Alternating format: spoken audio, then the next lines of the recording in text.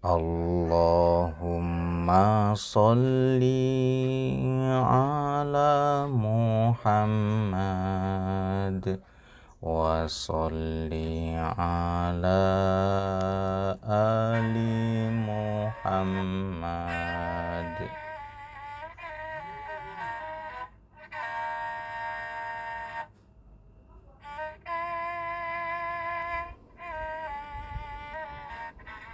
Bismillahirrahmanirrahim.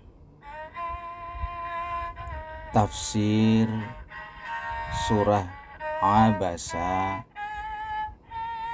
yang bermuka masam, surah yang ke-80, terdiri dari 42 ayat. Surah Abasa merupakan surat pendek yang memuat beberapa tema penting dengan penekanan utama di bagian akhir surah pada berita atau kejadian di hari kebangkitan. Kandungan surat Abasa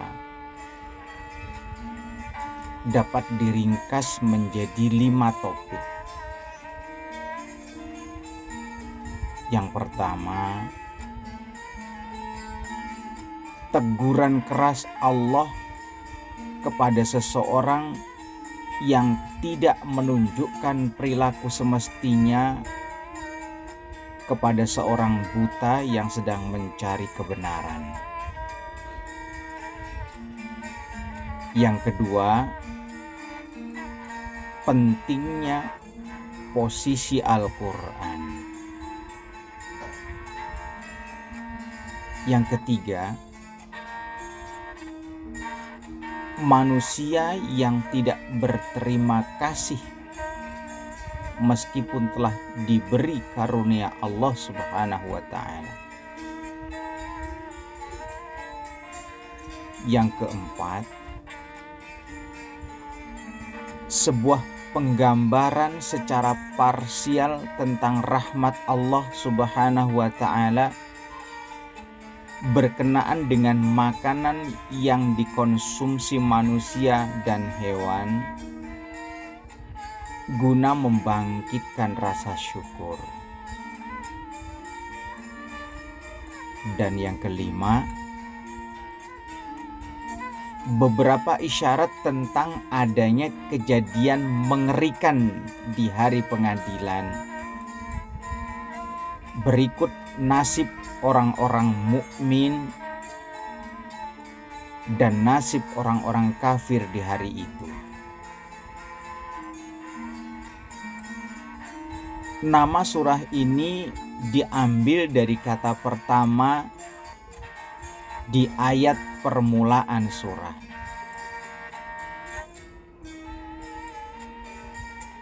Dan keutamaan mengkaji surat Abasa sebagaimana yang disampaikan oleh Nabi Shallallahu Alaihi Wasallam, beliau menyampaikan, barang siapa yang mengkaji surah Abasa, maka ia akan sampai di tempat berkumpul dengan tersenyum dan akan bergembira pada hari pengadilan.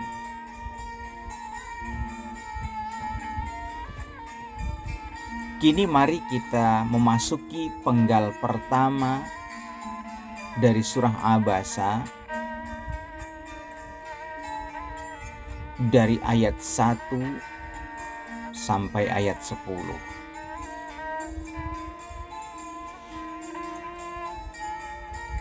Bismillahirrahmanirrahim. Abasa wa tawalla an ja'ahul a'ma wa ma yudrika la'allahu yazakka yazakka aw yadzakkaru fatanfa'ahu dzikra amma man istaghna fa anta lahu tasadda wa ma 'alaika alla yazzakka wa amma man ja'aka yas'a wa huwa yakhsha fa anta 'anhu talahha. Dia yang berwajah masam dan berpaling karena telah datang kepadanya seorang buta. Dan tahukah kamu bahwa dia ingin mensucikan dirinya atau ingin mendapatkan nasihat sehingga nasihat itu bermanfaat untuknya. Adapun orang yang merasa dirinya serba cukup, kepadanya engkau mau melayani. Sekalipun memang tidak ada salahnya bagimu, meskipun ia tidak hendak membersihkan diri secara spiritual. Tetapi mengenai seorang yang datang kepadamu dengan bersusah payah dan dengan perasaan takut kepada Allah dalam hatinya, kepadanya engkau berlaku mengabaikan.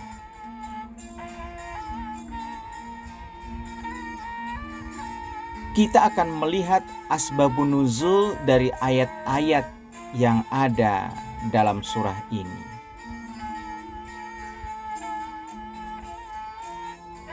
Ayat-ayat yang terkandung pada bagian pertama surat Abasa ini menunjukkan bahwa Allah Subhanahu wa ta'ala telah menyalahkan seseorang atas satu tindakan yang lebih mengutamakan seseorang atau satu kelompok karena kekayaannya daripada memperhatikan seseorang buta yang sedang mencari kebenaran. Tetapi siapakah orang yang ditegur? Ada beragam pendapat dalam masalah ini. Tetapi penafsiran yang masyhur digunakan di antara para ulama adalah sebagai berikut. Pandangan pertama, suatu hari Rasulullah Shallallahu Alaihi Wasallam dengan penuh semangat berupaya menjelaskan Al-Quran kepada beberapa orang pemimpin musyrikin Quraisy seperti Utbah bin Rabi'ah, Abu Jahal, Abbas bin Abdul Muthalib, dan beberapa orang lainnya. Beliau sangat berharap bahwa penjelasan tersebut dapat menarik mereka kepada Islam. Karena dengan diterimanya Islam di kalangan para pemuka Quraisy, tentu akan lebih menambah banyak orang lain yang akan memeluk Islam. Dan mereka pun dapat mengakhiri tindakan teror terhadap kaum muslimin. Tetapi tiba-tiba pembicaraan beliau diinterupsi oleh kedatangan seorang buta bernama Abdullah bin Ummi Maktum yang penampilannya miskin sehingga tidak seorang pun memperhatikannya. Abdullah menyampaikan keinginannya mempelajari Al-Quran dan meminta kepada Nabi Shallallahu Alaihi Wasallam untuk sudi mengajarinya. Dia mengulangi permohonannya berkali-kali karena tidak mengetahui dengan jelas kepada siapa dia berbicara. Nabi tidak suka dengan cara Abdullah yang berkali-kali menyela pembicaraan, dan sikap itu tampak jelas pada wajah beliau. Nabi SAW berbisik dalam hati, para pemimpin Arab akan mengira bahwa Muhammad adalah nabi orang-orang miskin dan buta. Kemudian beliau berpaling dari Abdullah bin Ummi Maktum dan melanjutkan upayanya menyampaikan ayat-ayat Al-Quran kepada para pemuka Quraisy tersebut. Setelah itu turunlah wahyu yang memperingatkan Nabi Shallallahu Alaihi Wasallam atas tindakan yang mengabaikan seorang yang sedang mencari kebenaran. Setelah peristiwa itu, beliau selalu memberi penghormatan tinggi kepada Abdullah bin Ummi Maktum, seorang buta yang mencari kebenaran. Setiap Nabi bertemu dengan Abdullah bin Ummi Maktum, beliau bersabda, "Salam bagi orang yang menyebabkan Allah menegurku." Kemudian beliau melanjutkan dengan bertanya, "Adakah yang bisa aku lakukan buat Anda?" Lelaki buta itu kemudian menjadi muslim yang hakiki dan ikhlas, dan Rasul pernah menunjuknya sebagai gubernur Madinah pada 2 kesempatan ketika Nabi Shallallahu Alaihi Wasallam meninggalkan Madinah untuk berjihad menuju medan peperangan. Pandangan kedua menyatakan bahwa turunnya wahyu di atas menunjuk kepada salah seorang dari keluarga Bani Umayyah yang sedang duduk bersama Nabi Shallallahu Alaihi Wasallam saat Abdullah bin Ummi Maktum datang. Ketika orang tersebut melihat Abdullah, dia bermuka masam dan membuang muka seakan khawatir tertular kondisi Abdullah yang miskin dan buta itu. Ayat-ayat di bagian permulaan surat Abasa ini dengan tegas menegur sikap tersebut.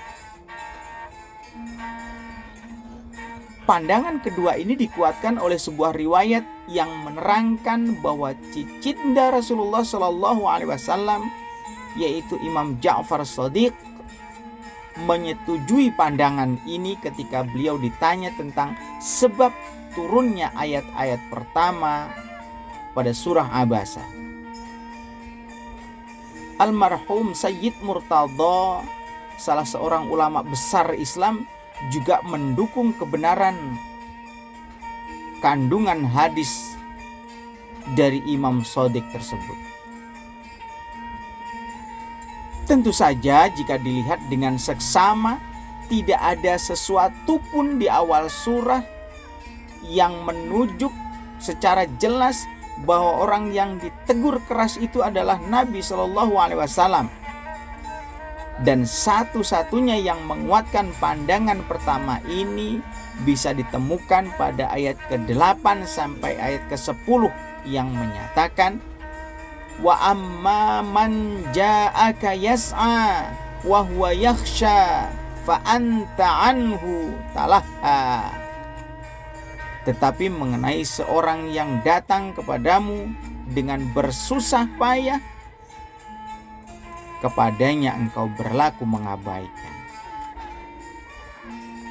Inilah bagian yang dijadikan penguat oleh sebagian mufassir bahwa teguran ayat itu lebih tertuju kepada Nabi Muhammad SAW ketimbang kepada orang lain.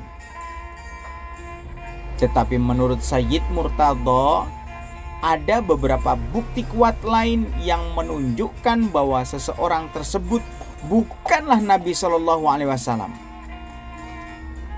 Di antara beberapa bukti kuat yang disampaikan oleh Sayyid Murtadha tersebut adalah yang pertama, bermuka masam dalam menanggapi seseorang yang mencari kebenaran bukanlah sifat dan sikap seorang nabi, apalagi Nabi Muhammad SAW, Nabi Islam. Karena beliau termasyhur sebagai seorang yang selalu bersikap ramah dan berbicara santun bahkan terhadap musuhnya sendiri, apalagi kepada seorang muslim yang sedang mencari kebenaran. Yang kedua, memberikan perhatian kepada orang kaya dan mengabaikan orang miskin merupakan sikap yang sama sekali tidak bisa diterima dalam Islam. Mengingat ayat keempat surat Al-Qalam, surat yang ke-68, menyebutkan bahwa Nabi Muhammad SAW sebagai berakhlak mulia. Innaka la'ala khuluqin azim. Engkau berada pada akhlak yang mulia. Catatan pentingnya ialah bahwa surat Al-Qalam diturunkan sebelum surat Abasa. Dan inilah salah satu argumen yang menguatkan pandangan kedua. Melihat dan mencermati penafsiran pada pandangan pertama, timbul berbagai komentar yang mendukung dan menolak. Sebagian dari mereka yang mendukung memberikan komentar. Anggaplah bahwa penafsiran ini benar, maka tindakan bermuka masam tersebut tidak lebih dari sekedar tindakan yang bernilai meninggalkan perkara yang lebih baik saja. Jadi, hal tersebut tidak bertentangan dengan keadaan kemaksuman. Mengingat tujuan Nabi SAW ialah ingin menarik para pimpinan Quraisy melalui dakwah Islam dan agar kelak orang-orang Quraisy menghentikan tindakan teror mereka terhadap muslimin. Alasan lain yang dikemukakan ialah bermuka masam terhadap seorang buta bukanlah masalah besar karena si buta tidak bisa melihat. Apalagi Abdullah bin Ummi Maktum tidak menerapkan aturan sopan santun. Sebab ia seharusnya tidak memotong pembicaraan Nabi SAW dengan seenaknya, sementara Nabi SAW tengah sibuk berbicara kepada orang-orang yang berkumpul di sana. Di satu sisi, karena Allah Subhanahu wa Ta'ala sangat memperhatikan dan menganugerahkan banyak cinta kasihnya kepada orang miskin dan papa di antara kaum muslimin, hal ini tidak menunjukkan sedikit pun kepedulian Nabi SAW terhadap hamba yang beriman itu, sehingga Allah Subhanahu wa Ta'ala menegurnya dengan keras. Di sisi lain, jika kita memandang Nabi SAW sebagai suri tauladan yang benar dan agung, dan kita melihat ayat-ayat Al-Quran sebagai mukjizat besar Islam, mengingat pemimpin besar Islam itu selalu menunjukkan tanggung jawab yang sedemikian penting terhadap kitab suci Al-Quran, tetapi beliau memilih mendapatkan yang lebih sedikit dan meninggalkan yang lebih baik, yaitu mengabaikan seorang muslim buta yang sedang mencari kebenaran. Karena itu Allah memberi teguran. Artinya ini merupakan bukti nyata bahwa Al-Quran memang benar-benar dari Allah dan beliau adalah benar-benar seorang nabi. Sebab jika bukan dari Allah, tentu Al-Quran tidak akan berisi kejadian semacam itu. Hal lain yang mengherankan adalah menurut riwayat yang diuraikan sebelumnya, setiap Nabi berjumpa dengan Abdullah bin Ummi Maktum, beliau selalu teringat pada peristiwa bermuka masam tersebut dan menghormati Abdullah dengan penghormatan yang tinggi.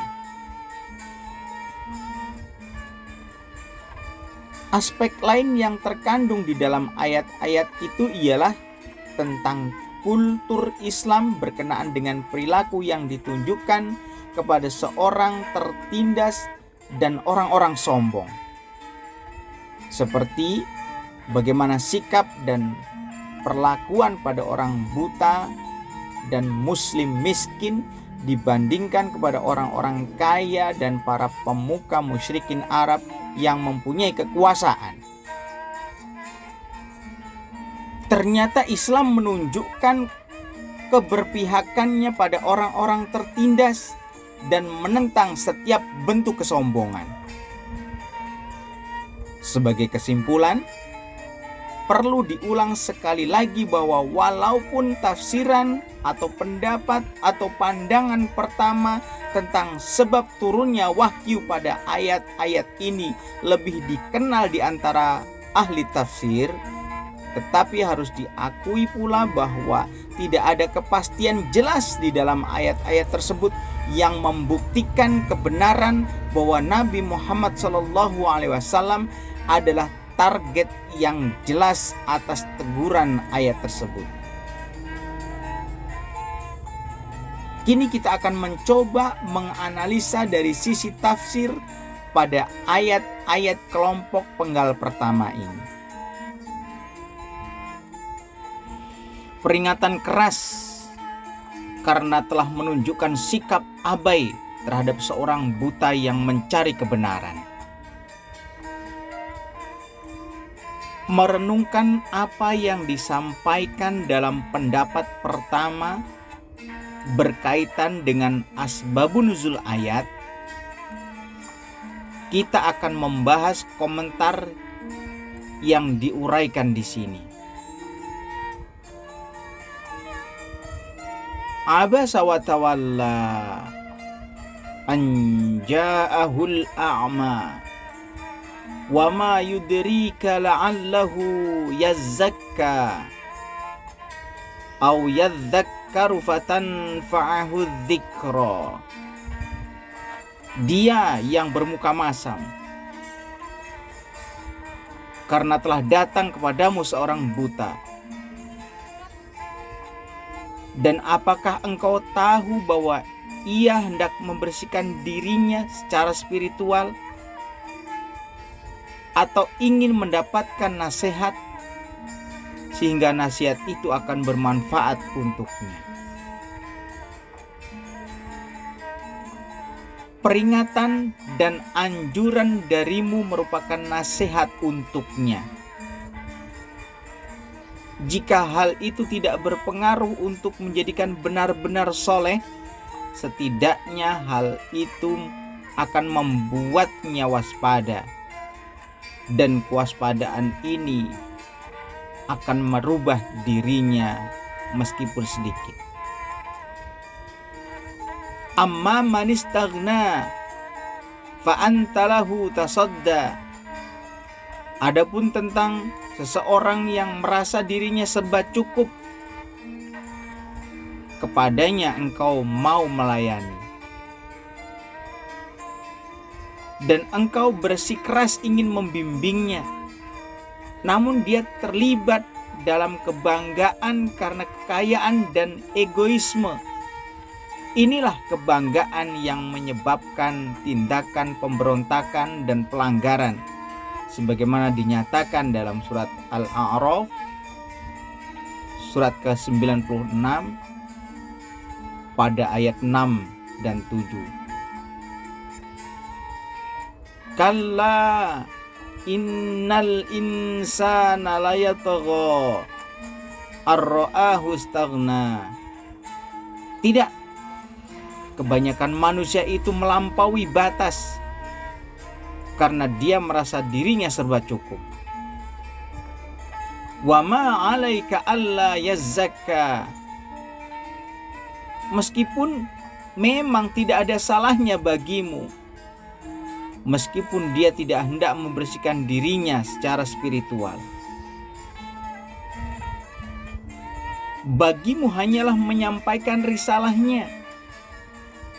Mereka mungkin mengambil nasihat itu atau malah hanya mengganggumu.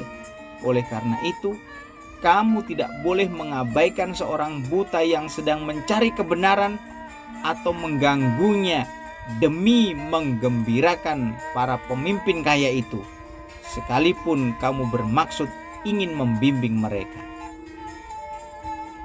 Wa amma man ja'aka yas'a wa huwa yakhsha. Tetapi mengenai seorang yang datang kepadamu dengan bersusah payah dan dengan perasaan takut kepada Allah dalam hatinya. Yang jelas, takut kepada Allah telah mendorongnya datang kepadamu agar dapat mendengarkan beberapa nasihat kebenaran dan setelah itu mempraktikkan nasihat-nasihat tersebut untuk mensucikan diri dan menumbuhkan kesadaran. Fa'anta anhu talaha. Kepadanya engkau berlaku mengabaikan.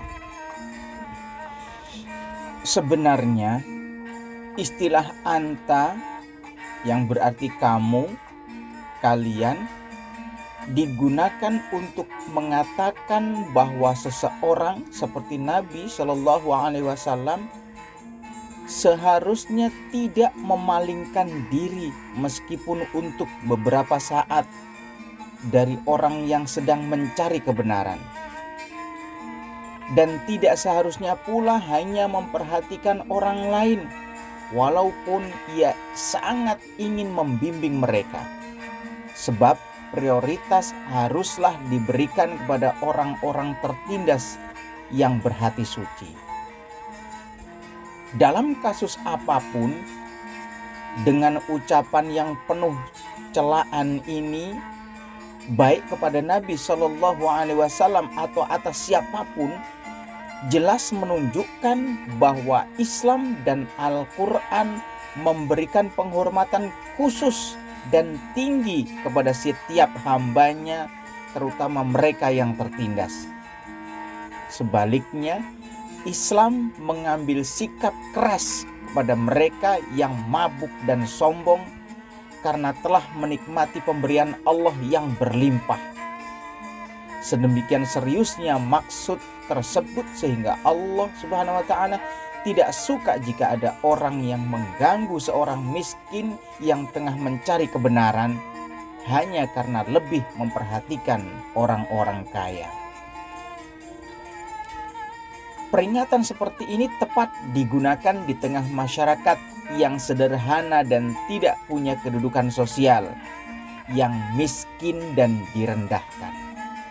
Dan orang-orang yang merasa kuat dan kaya bisa disadarkan manakala sejumlah besar masyarakat datang berbondong-bondong membela Islam sebagai kekuatan yang menggetarkan.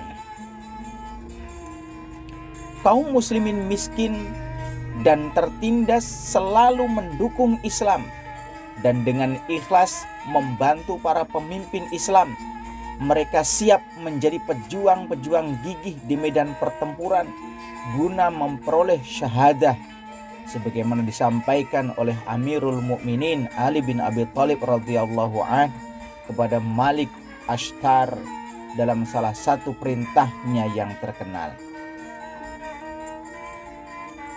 Ketika orang-orang awam, orang-orang miskin, dan tampaknya dari kelompok yang kurang penting di antara anak buahmu itu menjadi pilar-pilar Islam, maka mereka itu adalah kelompok muslimin yang sebenarnya, yang merupakan kekuatan dan pasukan yang menjadi pelindung dari serangan musuh Islam. Perhatikanlah mereka, bersikaplah lebih ramah kepada mereka, dan jaminkanlah kepercayaan serta simpati kepada mereka.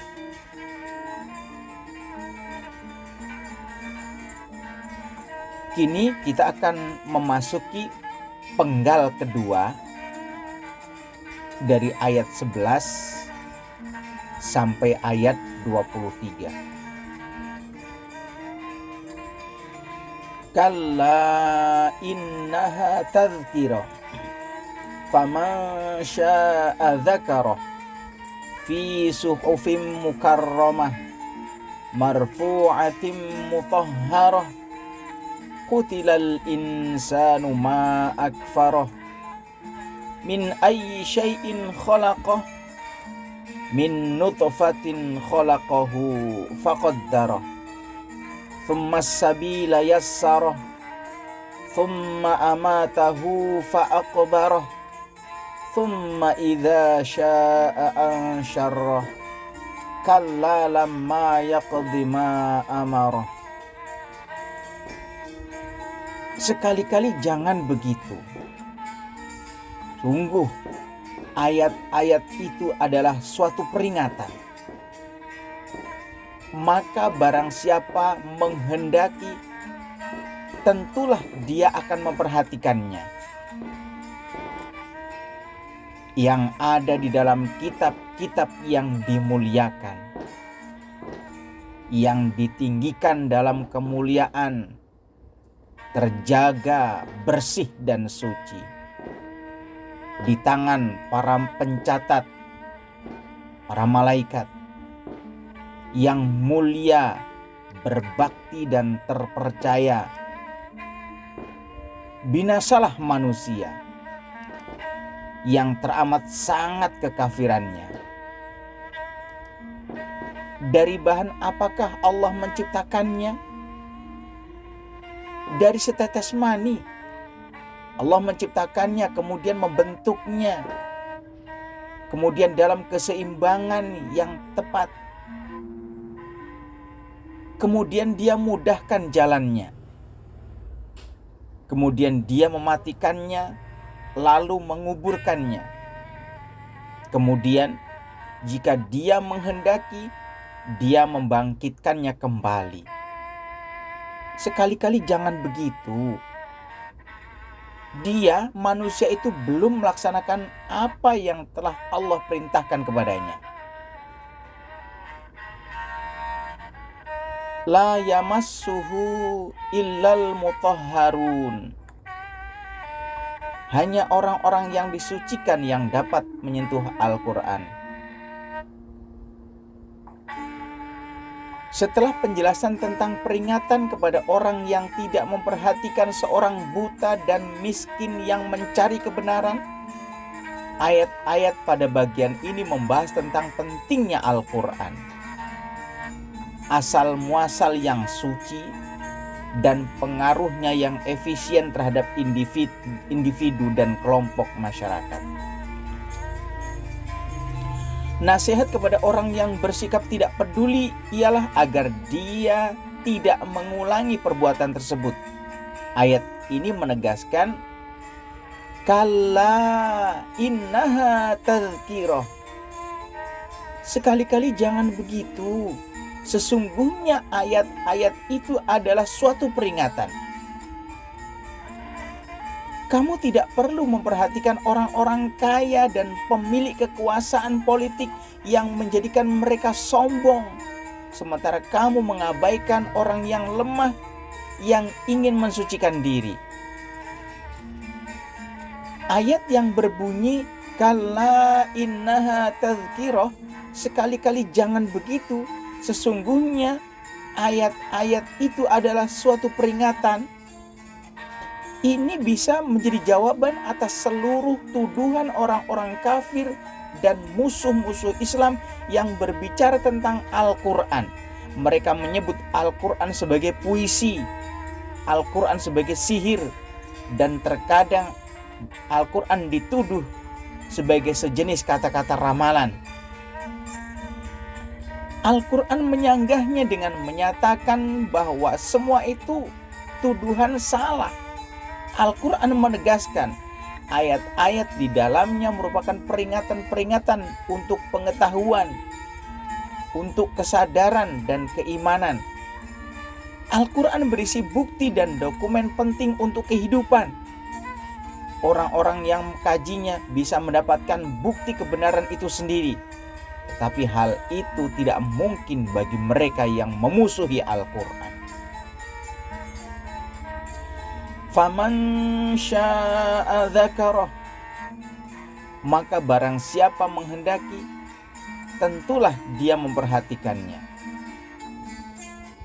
Ayat ini menunjukkan pada dua hal, yaitu pada kurangnya kewajiban dan penggunaan kehendak bebas pada setiap orang. Artinya, tidak seorang pun yang bisa mendapatkan manfaat dari Al-Quran kecuali orang tersebut menginginkannya dan memutuskan untuk mengikuti petunjuknya. Fi suhufim mukarramah, yang ada di dalam kitab-kitab yang dipegang teguh dalam kemuliaan.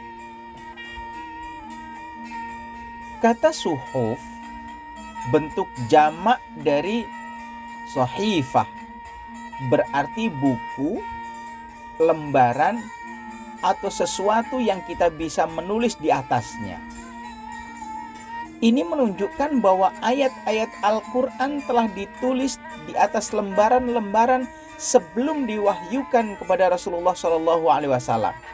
Dan para malaikat yang bertugas menyampaikan wahyu itulah yang menyimpan lembaran-lembaran tersebut. Artinya, lembaran-lembaran tersebut memiliki posisi yang sangat tinggi. Sebagian pandangan menyebutkan bahwa suhuf berarti kitab-kitab yang dimiliki oleh para nabi terdahulu. Pendapat ini tidak sesuai dengan ayat-ayat sebelum dan sesudahnya. Sebagian mufasir lain berpendapat bahwa kata ini berarti lembaran yang terjaga. Tetapi pandangan ini pun tampaknya tidak cocok, karena kata suhuf berbentuk jamak dan belum pernah digunakan dalam artian lembaran yang terjaga. Marfu'atim mutahharah, ditinggikan dalam kemuliaan, terjaga dan suci. Al-Quran berada jauh di luar jangkauan orang-orang yang berkebiasaan menyimpang, dan mereka tidak akan mampu mengubahnya. Jadi, Al-Quran itu suci dan dijauhkan dari tangan-tangan kotor. Kesimpulannya, Al-Quran suci dari kontradiksi, ketidaksesuaian, dan keraguan. Di samping itu, lembaran-lembaran tersebut berada bi'aidi safarah, di tangan para pencatat, di tangan para malaikat, kiramim baroroh, yang mulia, yang berbakti, yang terpercaya. Kata safarah bentuk jamak dari safir. Asal katanya adalah safar, bermakna membuka masalah atau barang. Karena itu, seorang yang datang kepada masyarakat dengan satu misi khusus, yakni menghilangkan kesulitan-kesulitan mereka dan menerangkan masalah-masalah yang tidak jelas bagi mereka, disebut safir atau duta. Seorang penulis juga disebut safir karena dia menangkap makna dari persoalan tertentu. Oleh karena itu, safaroh dalam konteks ini berarti malaikat-malaikat ilahi yang menyampaikan risalah atau menulis risalah itu. Sebuah riwayat menyatakan, orang yang menghafal seluruh Al-Quran dan mempraktikkannya adalah bersama para malaikat pencatat yang terhormat, soleh, dan terpercaya. Hal ini menunjukkan bahwa mereka yang menghafal Al-Quran, para ahli tafsir, dan mereka yang beramal sesuai dengan ajaran-ajaran Al-Quran sama derajatnya dengan para malaikat penjaga lembaran suci itu. Sesungguhnya ketika para ulama dan penghafal Al-Quran atau penjaganya beramal seperti amalan para malaikat pembawa wahyu, maka sudah selayaknya lah mereka dimasukkan pula ke dalam golongan mereka. Dapat difahami bahwa setiap muslim yang berusaha melindungi dan menjaga Al-Quran tetap hidup dalam setiap amalannya. Mereka berhak mendapatkan posisi setinggi para malaikat yang terhormat dan soleh. Kata kirom bentuk jamak dari karim, berarti terhormat, mulia, dan ditujukan untuk menyebut kebesaran para malaikat pembawa wahyu. Terkadang dikatakan pula bahwa hal itu dimaksudkan pada kesucian mereka dari dosa, sebagaimana surat Al-Anbiya surat yang ke-21 pada ayat ke-26 dan 27 yang mengatakan tentang malaikat. Ibadum mukramun la yasbiqunahu bil qawli wa hum bi amrihi ya'malun. Mereka, para malaikat itu adalah hamba-hamba yang mulia. Mereka tidak berbicara mendahuluinya dan mereka mengerjakan perintah-perintahnya. Kata baroroh bentuk jamak dari bar. Asal katanya adalah bar, berarti keluasan. Dalam penggunaan tertentu, tanah yang luas disebut bar. Begitu juga kemurahan hati orang-orang baik yang bermanfaat luas bagi orang lain disebut bar. Allah Subhanahu wa ta'ala mensifati para malaikat dengan 3 hal. Pertama, mereka adalah wakil-wakil dalam masalah wahyunya. Kedua, mereka secara natural adalah soleh dan mulia. Dan ketiga, mereka adalah suci, taat, dan tidak berdosa.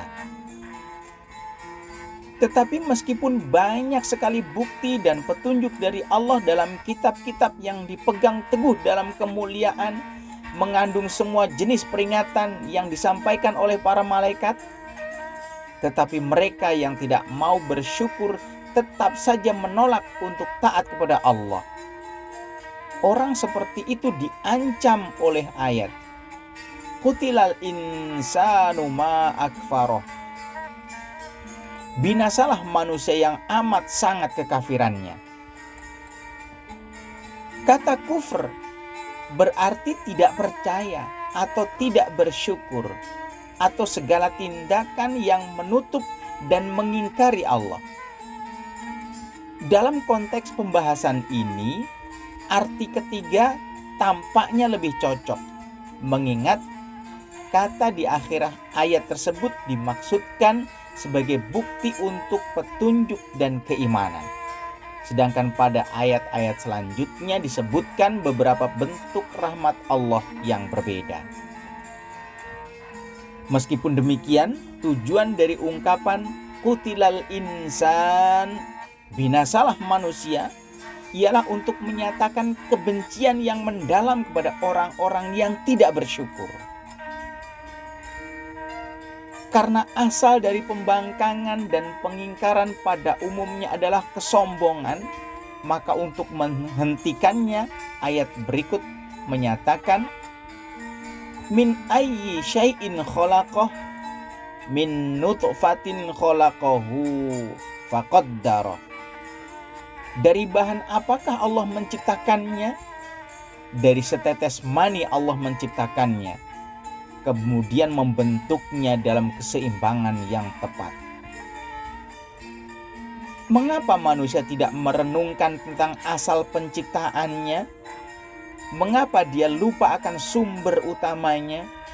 Dan mengapa dia tidak memperhatikan kekuasaan Allah Subhanahu wa taala dalam menciptakan makhluk unik dari setetes sperma itu? Jika manusia mau merenungkan penciptaannya dari setetes sperma, tentang pembentukan tubuh dan anggota badannya, berikut kemampuan, kecakapan, dan bahkan kebutuhan-kebutuhan hidup dalam ukuran yang tepat, tentunya hal itu dapat menjadi petunjuk terbaik dalam memahami agama dan mengenal Pencipta. Istilah qaddaruhu, dia membentuknya sesuai dengan keseimbangan, berasal dari kata takdir yang berarti perbuatan mengukur dan menyeimbangkan dengan benar. Kita mengetahui bahwa ada lebih dari 20 jenis logam dan metaloid di dalam tubuh manusia. Masing-masing telah ada dalam tingkatan tertentu dari sudut kualitas dan kuantitasnya. Jika tingkatan ini berubah ke derajat yang lebih rendah atau lebih tinggi, maka rutinitas manusia akan terganggu. Di samping itu, kondisi dari struktur tubuh dan hubungan antar organnya mempunyai batas-batas yang tepat. Akal dan naluri yang tersembunyi di dalam diri setiap individu dan pada diri manusia secara keseluruhan harus berada dalam susunan yang teratur, terukur guna memberikan kebahagiaan bagi manusia. Allah lah yang telah memenuhi semua proporsi makhluk hidup dari yang tampak tak terduga ketika masih dalam bentuk tetesan sperma. Tetesan yang di dalamnya mengandung unsur cikal bakal manusia itu sangatlah kecil, yang jika dikumpulkan bersama sebanyak jumlah manusia yang ada sekarang ini, tentu akan membuat kita takjub. Benar bahwa Allah Subhanahu wa taala mendesain sedemikian banyak macam karakteristik dan hiasan dengan ukuran yang sedikit dan kecil. Dan dari bahan inilah diciptakan makhluk yang disebut manusia. Istilah takdir oleh sebagian mufassir didefinisikan sebagai menjadi siap. Mungkin juga arti dari takdir ialah membuat makhluk hidup yang tak berguna menjadi kuat. Alangkah agungnya Sang Pencipta yang membuat zat lemah itu menjadi sedemikian kuat. Sang Pencipta yang mengangkat langit dan menghamparkan bumi dan samudra sebagai pemberian, lalu memudahkan manusia menguasai semua kekuatan yang ada di sekitarnya. Tentu saja ketiga tafsir ini bisa dipertimbangkan secara seksama. Tsummas sabila yassarah, kemudian Allah memudahkan jalannya. Allah membuat jalan bagi janin untuk dapat berkembang di dalam rahim seorang ibu, Kemudian membuat jalan tertentu, yaitu kelahiran, sebagai pintu manusia memasuki dunia eksistensi guna menjalani kehidupan dengan lebih mudah. Salah satu dari keajaiban kelahiran manusia adalah beberapa waktu sebelum tiba masa kelahiran, si janin masih berupa janin ditempatkan di dalam rahim ibu dan dalam keadaan normal, dengan kepala berada di sebelah atas, wajahnya menghadap punggung ibunya dan kakinya mengarah ke sebelah bawah rahim. Namun ketika tiba masa kelahiran, anak tersebut berputar terbalik sehingga kepalanya berada di bagian bawah, dan ini merupakan posisi yang tepat untuk membuat proses kelahiran menjadi mudah, baik untuk si anak maupun ibunya. Meskipun tentu saja ada beberapa perkecualian. Beberapa anak dilahirkan dalam kondisi terkena berbagai macam komplikasi sehingga para ibu menghadapi kesulitan. Allah Subhanahu wa taala telah menjadikan segala sesuatu mudah baginya. Setelah lahir, dia memasuki masa kanak-kanak dan naluri kemanusiaannya juga tumbuh. Selanjutnya, dia tumbuh sepanjang jalan keimanan dan kesempurnaan spiritual dengan petunjuk dari para nabi dan akal yang dimilikinya. Tsummas sabila yassarah. Kemudian Allah memudahkan jalannya. Alangkah sempurna dan indahnya makna kalimat ini. Kalimat yang cukup pendek tapi mengandung begitu banyak bukti. Poin lain yang sangat penting adalah ketika ayat ini mengatakan tsummas sabila yassarah. Kemudian Allah memudahkan jalannya. Ayat ini tidak mengatakan kemudian dia memaksanya keluar. Hal ini sekali lagi memberikan penekanan bahwa manusia diciptakan dengan keadaan memiliki kehendak bebas. Lebih jauh, ayat ini juga menyatakan tentang akhir dari kehidupan manusia dengan kata-kata summa amatahu fa'aqbarah. Kemudian dia mematikannya dan memasukkannya ke dalam kubur. Tentu saja tindakan untuk mematikan berada di tangan Allah Subhanahu wa taala. Namun perbuatan memakamkan mayat adalah hak manusia. Tetapi kemampuan yang dibutuhkan untuk melakukan tindakan ini merupakan pemberian Allah Subhanahu wa taala, sehingga proses penguburan juga dihubungkan kepada Allah Subhanahu wa taala. Sebagian ahli tafsir juga mengatakan titik tujuan dari penghubungan perbuatan kepada Allah ialah sebagai keyakinan bahwa dialah yang menciptakan kuburan untuk manusia berada di bawah tanah.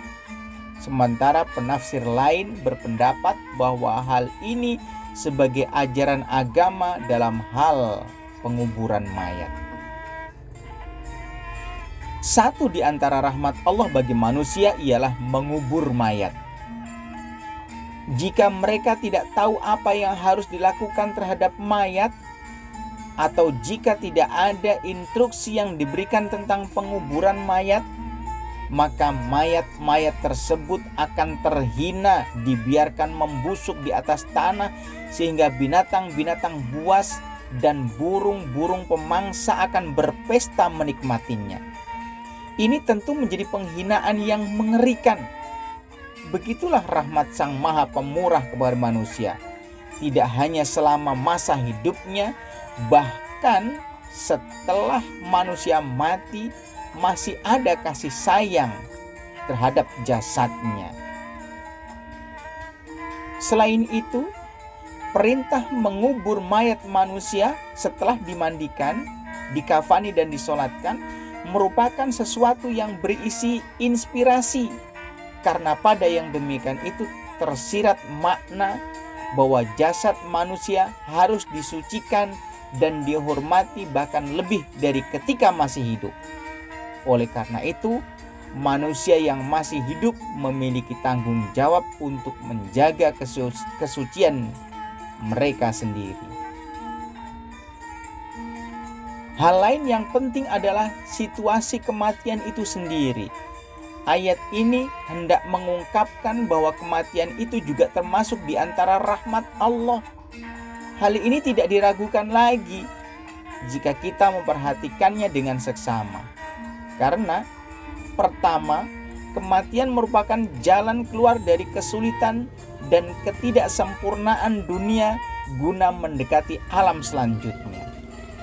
Sebab setelah kematian akan muncul realitas hakiki di sebuah alam yang jauh lebih luas daripada dunia ini. Kedua, kematian generasi sekarang berarti memberi ruang kepada generasi berikutnya dan menjadikan kehidupan manusia terus berlanjut menuju bentuk yang lebih baik. Jika tidak demikian, maka populasi manusia akan melampaui batas jumlah maksimum sehingga menjadi mustahil untuk tetap hidup di bumi ini. Gagasan ini secara halus disinggung dalam surat Ar-Rahman, surat yang ke-55 pada ayat ke-26 sampai 28. Kullu man 'alaiha fan wa yabqa wajhu rabbika dzul jalali wal ikram fabi ayyi ala'i rabbikuma tukadziban. Semua yang ada di bumi itu akan binasa, tetapi wajah Tuhanmu yang memiliki kebesaran dan kemuliaan tetap kekal. Maka nikmat Tuhanmu yang manakah yang kamu dustakan? Menurut ayat-ayat ini, sekali lagi dikatakan kematian merupakan hadiah yang besar dari Allah Subhanahu wa Ta'ala. Benarkah bahwa dunia dengan semua karunia-Nya adalah sebuah penjara bagi seorang mukmin? Pindah dari alam duniawi ke alam lain yang lebih tinggi makomnya ibarat pembebasan dari penjara. Di samping itu, melimpahnya karunia di dunia ini terkadang menyebabkan manusia mengabaikan keadaan dirinya. Tetapi dengan memperhatikan kematian, ia akan menjadi sadar dengan tujuan hidupnya. Oleh karena itu, dari sudut pandang ini, kematian adalah karunia ilahi. Jika semua kejadian kehidupan duniawi masa lalu terus hidup, tentu akan melelahkan. Sedangkan kehidupan abadi di alam setelah kematian akan penuh kenikmatan dan kebahagiaan secara keseluruhan. Selanjutnya ayat menuntun kita untuk memperhatikan kebangkitan ras manusia. Ayat ini berbunyi, "Tsumma idza syaa'a ansyarah." Kemudian apabila Dia menghendaki, Dia akan membangkitkannya kembali. Kata insyaraha, ansyarahu berasal dari kata insyar, artinya menyebar luas setelah berkumpul. Ini merupakan sebuah masalah yang menarik yang menunjukkan bahwa kehidupan manusia secara total dikumpulkan oleh kematian. Tetapi selanjutnya kumpulan itu akan disebarkan lagi melalui kebangkitan ke dalam lingkungan yang lebih tinggi dan luas. Penting dicatat bahwa untuk kematian dan penguburan, ayat tersebut mengatakan tsumma amatahu fa'aqbaroh. Kemudian Dia mematikannya dan memasukkannya ke dalam kubur. Tetapi untuk kebangkitan, ayatnya menyatakan tsumma idza syaa'a ansyarah. Kemudian apabila Dia menghendaki, Dia akan membangkitkannya kembali. Hal ini menunjukkan bahwa tidak seorang pun tahu akan terjadinya peristiwa besar itu, terjadinya kebangkitan itu, karena hanya Allah yang mengetahui. Dan kematian merupakan kejadian yang tidak dapat dihindarkan oleh siapapun. Ayat terakhir dari bagian pembahasan ini mengatakan, walaupun semua karunia dan tingkatan nikmat itu disediakan sebagai salah satu sarana kehidupan untuk tujuan kebaikan manusia, sejak dari masih berupa tetesan sperma yang hina sampai ke dunia terus menuju jalan pertumbuhan dan akhirnya mati tertimbun tanah di liang kubur. Tetapi mereka yang ingkar akan gagal melaksanakan tujuan penciptaan dan kehidupannya. Allah berfirman dalam ayat, "Kalla lamma yaqdi ma amarah." Sekali-kali jangan, tetapi manusia tidak mau melaksanakan apa yang diperintahkan Allah kepadanya. Kata lamma biasanya digunakan dengan pengertian negatif, ketika sesuatu masih diharapkan. Kata itu menyentuh perhatian, menyentuh pengertian bahwa manusia yang memiliki anugerah ilahi dan sarana petunjuk darinya diharapkan benar-benar berupaya mentaati Allah Subhanahu wa taala dan beramal sesuai dengan perintahnya. Tetapi yang mengherankan adalah justru sebagian besar manusia masih saja belum melakukan perintah tersebut. Berikut dua perbedaan pendapat tentang istilah manusia yang digunakan dalam ayat ini. Yang pertama, pendapat yang menyatakan ayat ini menyinggung orang-orang yang mengambil jalan tidak bersyukur, ingkar, dan berbuat zalim. Ini berhubungan dengan surat Ibrahim, surat yang ke-14 pada ayat 34 yang menyatakan innal insana ladzalumun kafar. Sungguh kebanyakan manusia itu sangat zalim dan sangat mengingkari nikmat Allah. Pendapat kedua mengatakan gagasan dalam ayat ini berkenaan dengan keadaan seluruh manusia, sebab tidak seorang pun baik mukmin atau kafir dapat secara tepat melaksanakan apa yang diperintahkan Allah. Karena itu, sampai batas tertentu ia berhak mendapatkan kebesaran dari keagungan dan kemuliaannya. Sebagaimana syair mengatakan, hamba-hamba Allah seharusnya meminta maaf kepada Allah karena kekurangan-kekurangan mereka.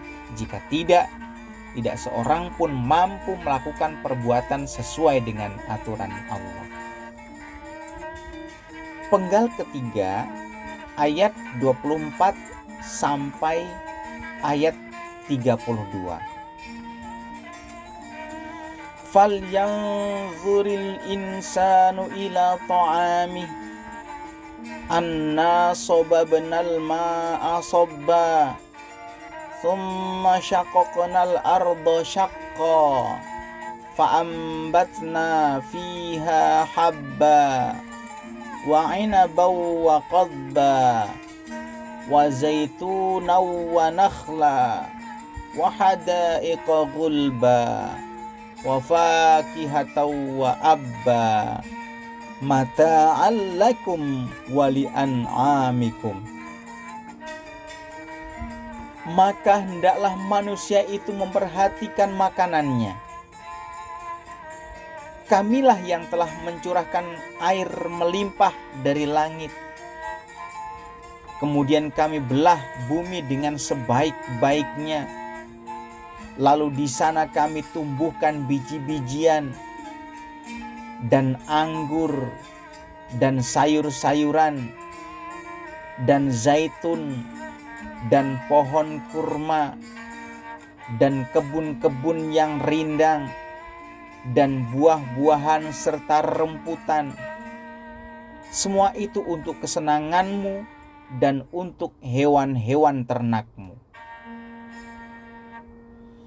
Falyanzuril insanu ila ta'amih. Manusia seharusnya memperhatikan makanannya. Karena ayat-ayat dalam pembahasan sebelumnya menyinggung kebangkitan, dan pada bagian ini ayat-ayatnya melanjutkan penjelasan dengan lebih jelas mengenai masalah tersebut, maka tampaklah bahwa ayat-ayat di bagian ini merupakan bukti bagi hadirnya kebangkitan yang disinggung di bagian sebelumnya. Dengan menjelaskan tentang kekuasaan Allah atas segala sesuatu, seperti menghidupkan kembali tanah-tanah mati dengan menurunkan hujan hingga tumbuhan dapat hidup kembali, membuktikan adanya kemungkinan kebangkitan. Selain itu, ayat-ayat ini menyebutkan pula berbagai ragam jenis makanan yang diberikan Allah Subhanahu wa taala kepada manusia dan hewan ternak mereka. Semua itu sebagai himbauan kepada manusia agar bersyukur dan mengenal Allah. Ayat pertama pada penggal ini menyatakan falyanzuril insanu ila ta'amih. Manusia seharusnya memperhatikan makanannya dan memikirkan bagaimana Allah telah menciptakannya. Sesuatu di luar diri manusia yang terhubung dekat adalah makanannya, yang setelah mengalami beberapa tahap perubahan, kemudian diserap oleh sel-sel tertentu dan menjadi bagian dari tubuh. Oleh karena itu, jika tidak bisa mendapatkan makanan, maka manusia akan binasa. Itulah sebabnya mengapa Al-Quran di antara berbagai hal memberikan tekanan kepada makanan, terutama yang dihasilkan dari pepohonan dan tumbuhan lainnya. Tentu saja, tujuan perkataan yanzur, perhatian, bukan sekedar melihat secara sederhana, tetapi bermakna memperhatikan secara mendalam dan merenungkan masalah-masalah terpenting dari susunan makanan yang menakjubkan itu, serta hubungannya dengan keterjagaan tubuh dari kerusakan. Sehingga semestinya manusia dapat memikirkan keberadaan pencipta yang telah menciptakan semua itu. Ada pula penafsiran lain yang mengatakan bahwa yanzur, memperhatikan, dalam ayat ini berarti penglihatan yang dangkal, penglihatan yang merangsang kelenjar ludah sehingga bisa membantu proses pencernaan. Pendapat ini sepertinya tidak sesuai, sebab jika dihubungkan dengan ayat-ayat sebelum dan sesudahnya, dia tidak mengandung pertalian atau qarinah arti semacam itu. Hanya saja karena beberapa ilmuwan ahli makanan melihat kandungan ayat ini secara dangkal, maka wajarlah apabila mereka menyampaikan pandangan semacam itu. Sedangkan sebagian ahli tafsir yang lain percaya bahwa ayat tersebut berarti ketika seseorang duduk di meja makan, dia harus melihat makanannya secara seksama untuk mengetahui bagaimana makanan itu dipersiapkan. Apakah makanan itu halal atau haram? Dengan kata lain, setiap orang hendaknya mempertimbangkan aspek moral dan agama dalam mengkonsumsi makanan. Dalam beberapa riwayat, istilah ta'am atau makanan di sini dijelaskan sebagai memiliki arti pengetahuan, yang pengetahuan tersebut merupakan makanan bagi ruh manusia. Maka orang harus berhati-hati dan memperhatikan dari siapa dia mendapatkan pengetahuan itu. Dalam riwayat tersebut, ketika menafsiri kata ta'am dalam ayat ini menyatakan, berhati-hatilah dari mana kamu mendapatkan informasi pengetahuan itu. Memang artian yang lebih jelas dari ayat tersebut berkenaan dengan makanan jasmani karena berhubungan dengan uraian ayat-ayat selanjutnya. Tetapi makanan rohani yang dimaksud tentu saja dapat kita pahami secara analogis, mengingat manusia merupakan kombinasi antara jasmani dan rohani. Badan atau jasmani membutuhkan makanan jasmani, begitu pula jiwa membutuhkan makanan rohani. Apabila manusia harus memperhatikan makanan jasmani dan pengetahuan dari mana asalnya, yang menurut ayat ini adalah hujan dan menghidupkan, maka dia juga harus memperhatikan makanan rohaninya, yakni berupa risalah yang turun dari atas seperti hujan ke dalam hati Rasulullah SAW.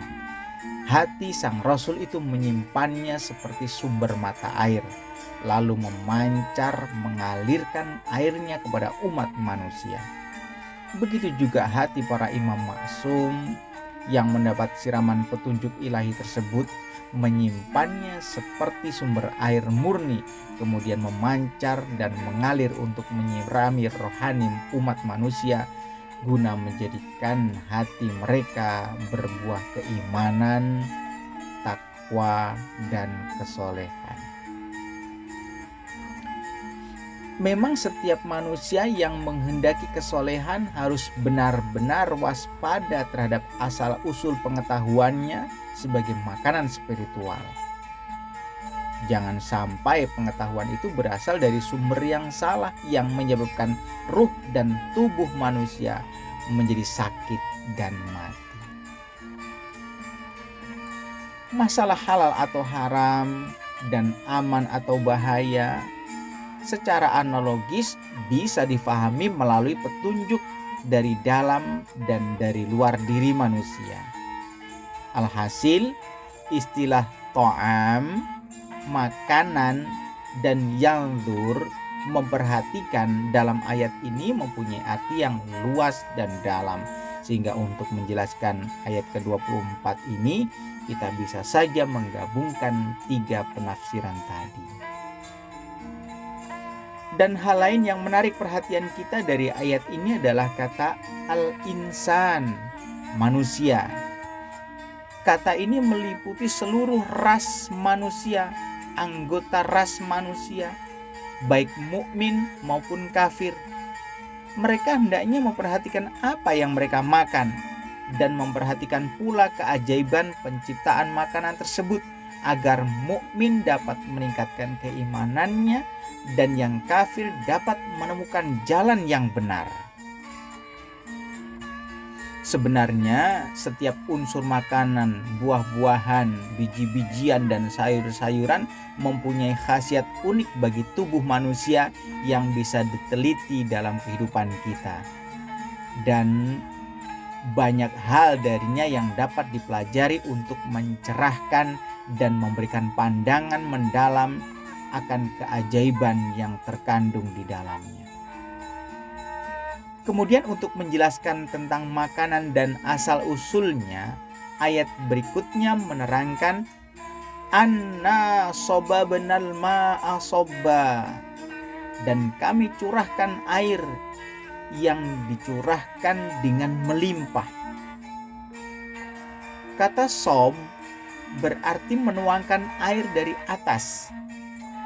Di sini dia berarti menurunkan hujan. Istilah sobba pada akhir ayat ini digunakan untuk menekankan dan menggambarkan air yang melimpah. Air hujan yang sangat penting untuk setiap makhluk hidup selalu turun secara teratur dan mencukupi, ialah semata karena rahmat Allah Subhanahu wa taala.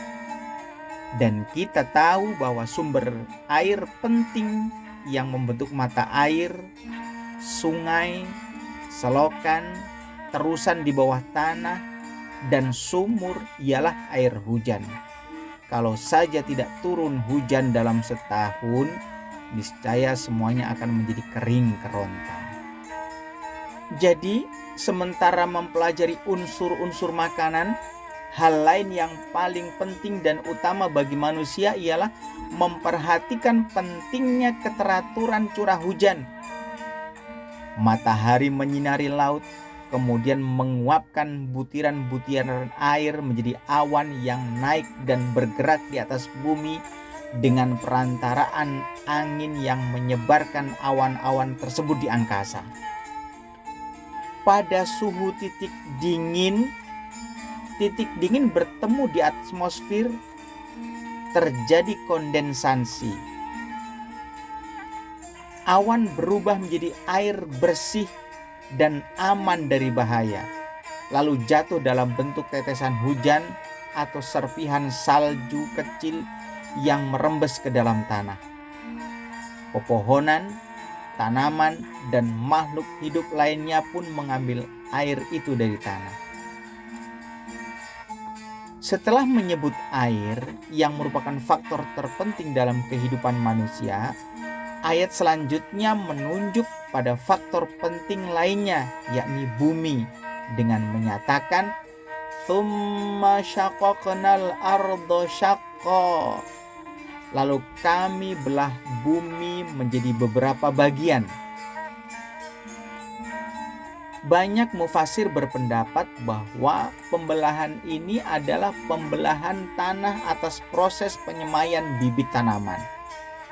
Satu hal yang luar biasa ialah penyemaian bibit tanaman yang lembut dan kecil itu ternyata dapat membelah tanah yang keras dan padat.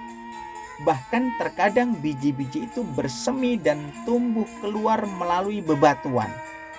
Alangkah ajaibnya kekuatan yang diberikan Sang Pencipta pada biji yang lembut dan kecil itu, sehingga dia mampu melakukan aktivitas hidup.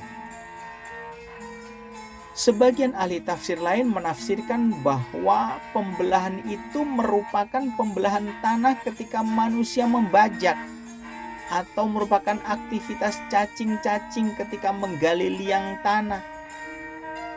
Pembelahan tanah dengan membajak ini dilakukan untuk tujuan aktivitas kehidupan yang lain. Membajak tanah memang merupakan salah satu aktivitas manusia. Tetapi Allah, Sang Pemelihara, telah memberi semua sarana yang diperlukan, dan karena itu semua sarana tersebut berhubungan dengan kepengaturan Allah Subhanahu wa Ta'ala. Dan penafsiran ketiga yang tampak lebih baik karena pertimbangan tertentu menyatakan bahwa arti membelah bumi dalam ayat ini ialah proses pembelahan batu menjadi kepingan di atas tanah. Sebelumnya, permukaan batu ditutup oleh sebuah batu besar.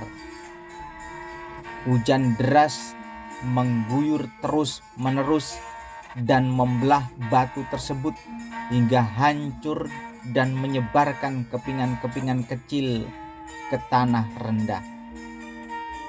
Yang dengan demikian, lapisan tanah pertanian yang luas pun terbentuk. Sebagian serpihan bebatuan yang lain terseret ke laut oleh banjir. Selanjutnya, ayat tersebut menunjukkan satu di antara mukjizat Al-Quran dalam ilmu pengetahuan, yakni ketika ayat tersebut menyatakan dimulai dengan hujan turun, kemudian bumi membelah batu dan tanah keras berkeping-keping dan menjadi cocok untuk lahan pertanian. Proses alam ini tidak terjadi hanya pada awal kejadian, tetapi tetap terjadi sampai saat ini. Tafsiran ini lebih sesuai, sebab pertumbuhan tanaman dan produksi biji-bijian disinggung pada ayat berikutnya. Dan mungkin sekali ketiga penafsiran ini semuanya benar. Setelah menyinggung dua faktor dasar yaitu air dan tanah, ayat berikutnya menyebut tentang 8 jenis tanaman yang mengandung gizi utama bagi manusia dan hewan ternak. Fa'ambatna fiha habba, dan kami tumbuhkan biji-bijian di bumi itu. Butiran atau habbah ialah biji-bijian dari sereal, gandum hitam, tanaman yang menghasilkan biji-bijian ini. Semua biji-bijian ini merupakan sumber tanaman terpenting sebagai bahan makanan manusia dan binatang ternak.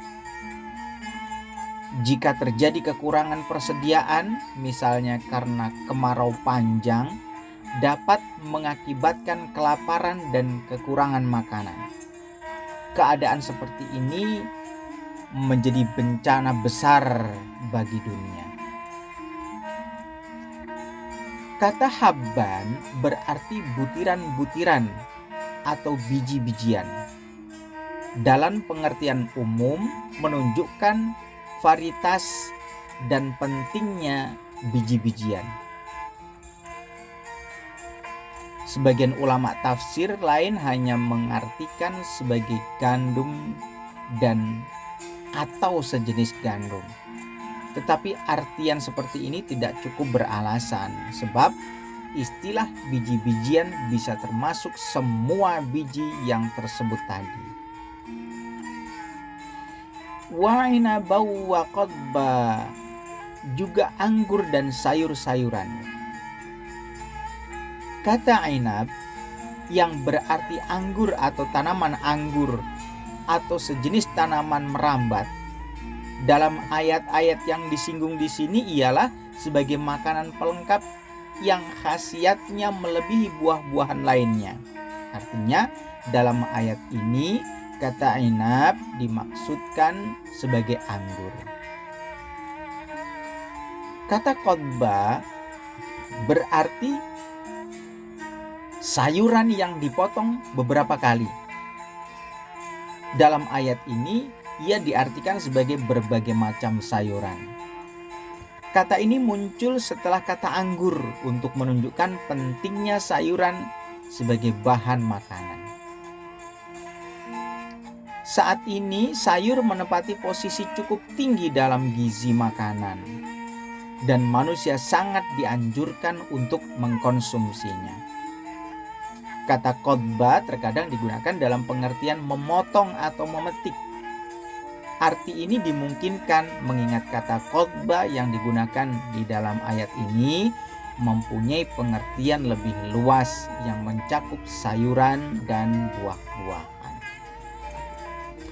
Wa zaituna wa nakhla, dan zaitun dan pohon kurma. Dua jenis makanan ini merupakan bahan makanan yang sangat penting, bermanfaat, menyehatkan dan bergizi. Itulah sebabnya mengapa mereka juga disebutkan di sini. Wa hadaiqa ghulba, dan kebun-kebun yang lebat. Kata hadaiq bentuk jamak dari hadiqah, berarti suatu kebun yang dikelilingi tembok. Meskipun semula berarti sebagian tanah yang mengandung air untuk irigasi. Kata ini berasal dari kata hadaqah, rongga mata atau tempat persediaan air yang selalu ada. Dan oleh karena jenis kebun-kebun semacam itu biasanya adalah kebun buah-buahan, maka kata ini bisa memberikan isyarat akan buah-buahan di surga. Kata ghulba bentuk jamak dari aghlab atau ghulba dan berasal dari kata ghalaba, berarti leher yang besar. Dalam konteks ini, kata ghulb ini berarti pohon yang tinggi dan besar. Wa fakihatau wa abba, dan buah-buahan serta rerumputan. Kata ab berarti tanaman yang tidak ditanam oleh manusia atau tanaman yang dipersiapkan sebagai padang rumput dan untuk pemotongan. Asal katanya berarti persiapan. Dan karena padang rumput ini dipersiapkan untuk digunakan, maka para mufasir menyebutnya ab. Sebagian ahli tafsir yang lain mengatakan bahwa ab digunakan untuk arti buah-buahan yang cocok untuk dikeringkan dan disimpan guna dipakai pada musim dingin. Karena bahan makanan jenis ini biasanya selalu siap disajikan. Almarhum Syekh Mufid dalam kitabnya Al-Irsyad meriwayatkan dari Amirul Mukminin Ali bin Abi Thalib radhiyallahu an bahwa kata ab tersebut berarti tanaman untuk padang rumput, dan beliau menambahkan yang difirmankan Allah Subhanahu wa taala dalam ayat wa fakihatau wa abba, dan buah-buahan serta rembutan adalah sesuatu pemberian Allah untuk hamba-hambanya sebagai bagian persediaan bahan makanan mereka dan untuk hewan ternak mereka, yang dengan itu kehidupan mereka mendapat manfaat dan badan mereka menjadi kokoh kuat. Pada ayat sebelumnya disebutkan tentang sebagian buah-buahan tertentu, sementara yang didiskusikan di sini adalah buah-buahan secara umum. Selain itu, ayat terakhir menyebutkan tentang kebun-kebun yang tampaknya berarti buah-buahan di kebun. Karena itu, bagaimana mungkin buah-buahan itu dibahas lagi di sini? Jawaban untuk pertanyaan ini adalah sebagai berikut. Pada ayat itu, sebagian buah tertentu seperti anggur, zaitun, dan kurma yang merupakan buah-buahan yang amat penting di antara semua buah telah disebutkan.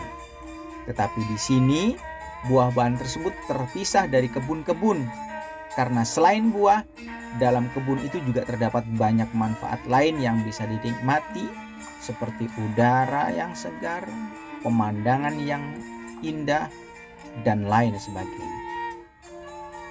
Selain itu, daun-daun dari pepohonan, ranting, akar, dan kulit kayu dari pepohonan lain seperti teh, kayu manis, jahe, dan lain sebagainya adalah termasuk yang didapat atau yang dapat dimakan. Selain dedaunan dari pohon-pohon yang cocok untuk binatang ternak. Dan adalah kenyataan bahwa buah-buahan, bahan-bahan yang dinyatakan dalam ayat sebelumnya itu bisa dimakan, baik oleh manusia maupun binatang ternak. Dengan alasan ini, dalam ayat berikutnya disebutkan mata'an lakum wa li'an'amikum, untuk perbekalan kamu dan untuk binatang ternakmu. Kata mata berarti apa saja yang digunakan dan dinikmati manusia. Makanan yang bermanfaat itu makanan yang menyehatkan. Ayat-ayat tadi menyebutkan 8 makanan bermanfaat untuk manusia dan hewan ternak. Yang menarik adalah semua berasal dari tumbuhan, dan ini mengingatkan kita akan pentingnya sayuran, biji-bijian, dan buah-buahan untuk menu makanan manusia. Dengan kata lain, mereka adalah bahan makanan yang benar-benar asli. Sementara daging yang didapat dari hewan menepati posisi kedua dan dalam jumlah yang lebih sedikit. Perlu dicatat pula bahwa ilmu pengetahuan tentang makanan yang telah tersebar luas merupakan ilmu pengetahuan yang penting dan mempunyai bidang yang luas dengan cakupan penelitian yang banyak yang bisa menjadi tambahan penjelasan terhadap ayat-ayat tersebut dan menunjukkan kehebatan Al-Quran, terutama ketika ilmu pengetahuan menekankan pada nilai dan efisiensi bahan makanan tersebut. Bagaimanapun, memberikan perhatian dan pemikiran tentang pencipta dapat menjadikan manusia sadar akan kasih dan sayang Allah kepada manusia. Benar, dengan memperhatikan makanan jasmani dan kemudian makanan rohani dari sisi kandungan strukturnya, serta bagaimana seseorang bisa memperoleh makanan tersebut dapat mendorongnya ke arah pengetahuan tentang Allah Subhanahu wa taala, kesalehan, dan penyempurnaan diri. Sesungguhnya kalimat falyanzuril insanu ila ta'ami, manusia seharusnya memperhatikan makanannya, itu benar-benar bermakna. Alangkah hebatnya makna kalimat yang pendek ini. Kini kita memasuki penggal keempat yang terdiri dari ayat 33 sampai ayat ke-42. Fa idza ja'atis sakhah yauma yafirrul mar'u min akhihi wa ummihi wa abihi wa sahibatihi wa banihi likulli imri'in minhum yauma idzin sya'nu yughni wujuhu yauma idzin musfirah dhahikatum mustabsyirah wa wujuhu yauma idzin 'alaiha ghabarah tarhaquha qatarah ulaika humul kafaratul fajarah. Maka apabila datang suara yang memekakkan, tiupan sangkakala yang kedua, pada hari itu manusia lari dari saudaranya dan dari ibu dan bapaknya dan dari istri dan anak-anaknya. Setiap orang dari mereka pada hari itu mempunyai urusan yang menyibukkannya. Pada hari itu ada wajah-wajah yang berseri-seri, tertawa dan gembira ria. Dan pada hari itu ada pula wajah-wajah yang tertutup debu, wajah-wajah yang suram, tertutup oleh kegelapan, ditimpa kehinaan dan kesusahan. Mereka itulah orang-orang yang kafir, yang durhaka. Kebangkitan. Setelah menggambarkan tentang banyaknya pemberian ilahi dan karunia duniawi yang penting pada ayat-ayat sebelumnya, tema bagian ini pada penggal keempat ini bergeser. Di bagian ini ayat-ayatnya membicarakan kebangkitan, beberapa kejadian di sekitarnya, dan nasib akhir orang-orang mukmin dan orang-orang kafir. Tujuan pembahasan ini adalah pertama, menunjukkan bahwa pemberian-pemberian tersebut apapun bentuknya akan berakhir pada suatu saat tertentu. Kedua, hal itu merupakan tanda-tanda yang membuktikan keberadaan kekuasaan Allah Azza wa Jalla yang meliputi segalanya. Tentunya juga meliputi kebangkitan. Kita perhatikan, fa'idza ja'atis sakhah, dan apabila datang suara yang memekakkan. Kata sakhah berasal dari kata sakh. Semula berarti setiap suara yang sangat keras. Sedemikian keras suara itu sehingga hampir membuat telinga tuli atau membuat telinga menjadi tuli. Ayat ini menjelaskan tentang tiupan trompet sangkakala dengan gemuruh yang dahsyat sehingga mampu menghidupkan kembali orang-orang yang telah mati dan membuat mereka pergi menuju tempat berkumpul untuk pengadilan terakhir. Sesungguhnya suara gemuruh itu sedemikian dahsyat dan mengejutkan sehingga setiap orang lupa segala urusannya kecuali perhitungan akhir dari perbuatan mereka sendiri. Yauma yafirrul mar'u min akhihi, pada suatu hari ketika manusia lari dari saudaranya.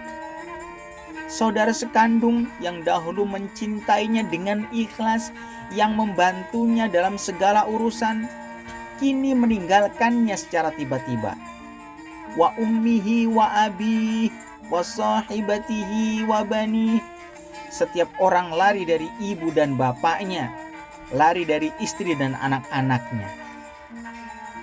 Jadi orang-orang tidak hanya meninggalkan anggota keluarga terdekat mereka seperti saudara, ayah, ibu, istri, dan anak-anak mereka, tetapi juga lari dari semua, lari dari mereka semuanya. Pernyataan ini menunjukkan bahwa kengerian dan suasana mencekam pada hari itu sedemikian dahsyat, membuat orang-orang menghentikan semua keinginan dan kasih sayangnya. Di dalam kehidupan yang penuh cobaan ini, ibu dicintai oleh anaknya sedemikian kuat. Ayah amat dihormati oleh anak-anaknya. Istri sangat disayangi oleh suaminya. Anak-anak adalah segalanya bagi ayah dan sebagai buah hati. Tetapi tatkala hari itu tiba, orang-orang lari meninggalkan semua itu. Alasan mengapa orang lari dari mereka dinyatakan dalam ayat berikutnya. Likulli imri'in minhum yauma idzin sya'nu yughni. Setiap orang dari mereka pada hari itu mempunyai urusan yang cukup menyibukkan. Kata yughni membuat dia cukup menunjukkan pada hari itu manusia demikian sibuk dengan urusannya sendiri. Setiap orang tidak lagi memperhatikan orang lain. Kejadian itu sedemikian mencekam dan menguasai sehingga setiap pemikiran dan diri manusia tercekam secara total. Diriwayatkan bahwa beberapa anggota keluarga Nabi SAW bertanya kepada beliau, apakah seseorang akan ingat kepada sahabat karibnya pada hari itu? Nabi SAW menjawab, ada 3 tempat pemberhentian yang di situ tidak seorang pun ingat kepada orang lain. Pertama, tempat yang di situ amal ditimbang untuk mengetahui apakah amal itu berat atau ringan. Kedua, di atas jalan yang di situ dia khawatir apakah dia bisa melewatinya atau tidak. Dan yang ketiga, ketika dia diberi catatan untuk melihat apakah catatan itu diberikan pada tangan kanan atau diberikan pada tangan kiri. Di tiga tempat pemberhentian ini tidak seorang pun yang peduli pada orang lain, baik penolongnya, saudaranya, sahabatnya, sahabat yang dia percaya, atau orang tuanya. Dan peristiwa ini sama dengan apa yang difirmankan Allah SWT, likulli imri'in minhum yauma idzin sya'nu yughni. Setiap orang dari mereka pada hari itu mempunyai urusan yang cukup menyibukkan. Lalu keadaan orang-orang mukmin dan orang-orang kafir digambarkan sebagai berikut. Wujuhu yauma idzin musfirah dhahikatum mustabsyirah wa wujuhu yauma idzin 'alaiha ghabarah tarhaquha qatarah. Banyak wajah pada hari itu berseri-seri, tertawa dan bergembira ria, dan sebagian wajah pada hari itu akan diliputi debu yang ditutup oleh kegelapan. Kata musfirah berasal dari kata asfar, berarti muncul atau gemerlapan, seperti cahaya di awal pagi atau cahaya di ujung akhir kegelapan malam. Kata ghabarah yang berasal dari kata ghabar berarti debu, dan kata qatarah berasal dari kata qatar berarti asap. Sedangkan kafaroh bentuk jamak dari kafir, artinya seorang pengingkar dari sudut pandang keyakinan. Dan istilah fajaroh bentuk jamak dari fajir, bermakna seorang durhaka dari sudut pandangan perbuatan. Yang tampak pada wajah menunjukkan suasana dalam jiwa atau suasana hati, baik secara fisik maupun secara spiritual, baik atau buruk. Kita bisa memahami dari ayat tersebut bahwa pada hari itu wajah manusia merefleksikan kebaikan dan keburukan mereka ketika masih hidup di dunia ini. Debu pada wajah orang-orang durhaka akan tampak kontras dengan cahaya di wajah orang-orang yang soleh.